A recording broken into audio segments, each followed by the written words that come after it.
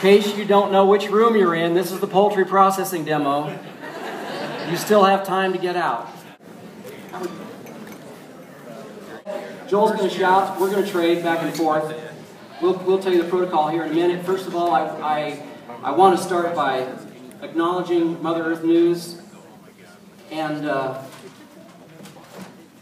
especially Brian Welch for having the guts to walk the talk and allow me to be here doing this today. So all the fine folks at Mother Earth, full of water. There we go. And James Duff, please give him a hand for making this happen.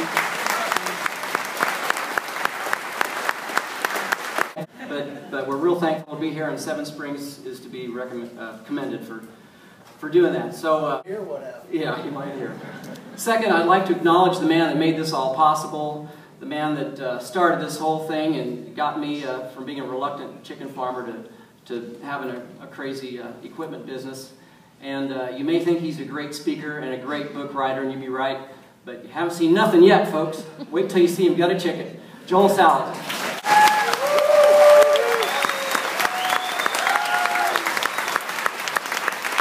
Format is we're going to do 4 birds at a time, and we're going to tell you what we're going to do, and then we're going to do it, and then we're going to tell you what we did, and we're going to discuss it, and then we're going to do 4 more. Here we have the kill station with 8 cones. It rotates. This is the Wheel of Fortune.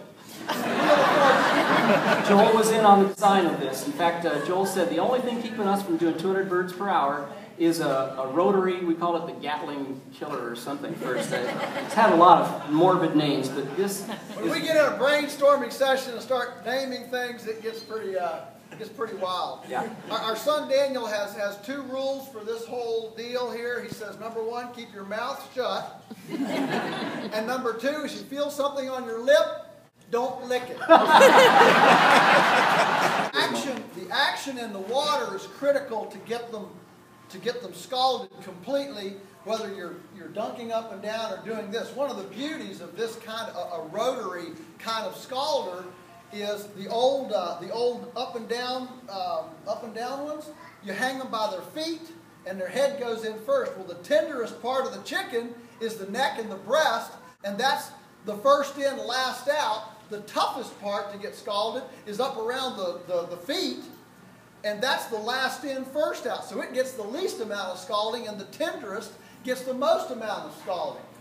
So if there's any glitch in the scald, you can either, you don't get the feet done, or you cook the breast. And so the rotary scalder, the beauty of that is that the bird is getting equally scalded, tender, tough parts all the way around, and completely changes the time value of the in and out. You with me? Okay. So I mean, this is even better than a hand, you know, because they're equal time. How many people are already raising your own poultry? Wow, that's amazing. And how many are thinking about raising your own poultry? Everybody else. Well, you know it's your moral imperative to do it, right? You've heard Joel, you've read him, it's like your social responsibility to raise chickens. And I know why you're not doing it, because they're easy to raise, children-friendly, easy to sell, everybody gets the difference. You show them a picture, wow, I want that. It's 15 bucks, 10 bucks, wow, I can afford that. After today, you don't have any more excuses. Yeah. This is the Waterloo right here. This is where we demystify it and it becomes easy.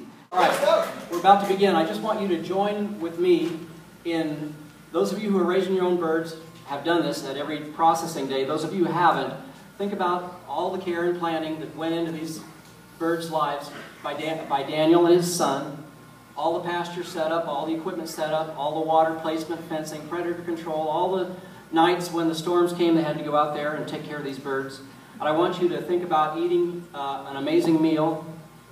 Next time you eat chicken, it's going to be amazing. I want you to come back with your mind to think about this and give thanks the way Native people all over the world traditionally do when they take a life. It's a sacred act, and I definitely view it that way, and I encourage you to view it that way. These birds will never be traumatized if I do my job well. We're not going to take the head off. We're not going to wring a neck. We're going to put the bird in head first and gently extend its neck, which will be its primary sensation. With a knife that's fresh out of the box, sharp, I'm going to make a slit in the side of the throat under the jaw, which will sever the carotid artery and the jugular vein. He'll instantly lose blood pressure, go to sleep, and he won't move until all the blood's gone and rigor mortis sets in. So about the time I'm going to start here in this open chamber, and James, you can get probably behind me if you have enough cable, because they'll want to see this. And then by the time they get around to this side, rigor mortis will set in, and you'll hear some thrashing. And that's why we have this handy cardboard blood shield. So just take a moment to give thanks to these birds, and we'll begin.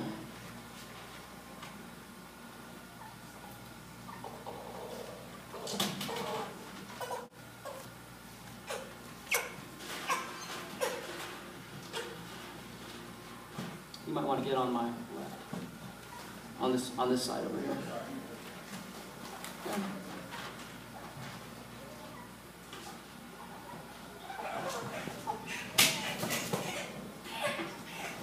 This is essentially a halal or a kosher kill.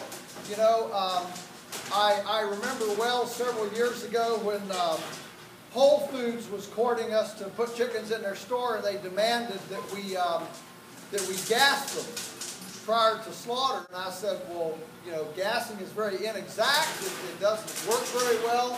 And they had some, you know, some animal rights people on their board that demanded that they not be killed this way. And I said, you're telling me that all the thousands of years of Muslim and Jewish, rabbinical and prophetic processing is inhumane? Yes. I said, well, Whole Foods won't get any of my chickens. So, you know, there's a lot of misinformation around there from people who did not grow up with this, who are removed from this connection to the necessity of death in order for there to be life. It's a profound spiritual and ecological principle that in order for there to be life, there must be death. So we don't electrocute them. The first time we took them to a processor that electrocuted them, we got half the blood out of the bird. If you go to the supermarket and you get all that black around the bones, that's clotted blood that doesn't come out.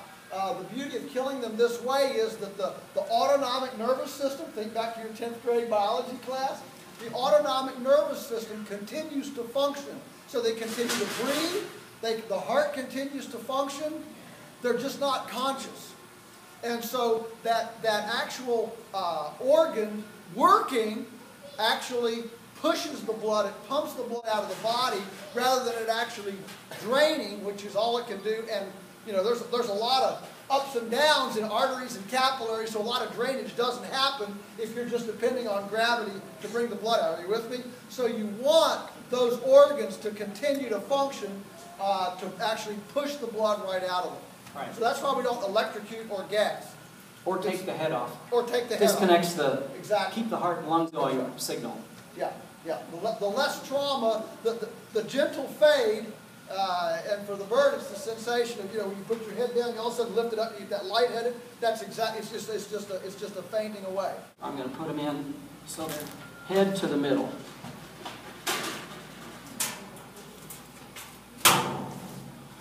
And I can stop this machine. That was a pretty big one, Daniel. It's going to go 5 pounds. Now, as I told you, this has a very light motor, but as long as the weight's balanced, it will take these birds in and out. One bird's almost enough to unbalance it, isn't it? Yeah, yeah. That feather did not quite release easily yet. We're going to give them a couple more rotations. How do you know they're ready? How do I know they're ready? By pulling wing feathers. See me pull wing feathers? See how easily that came out? Get on top of that, James, so they can see this. That was hot. Sorry. Anybody timing it?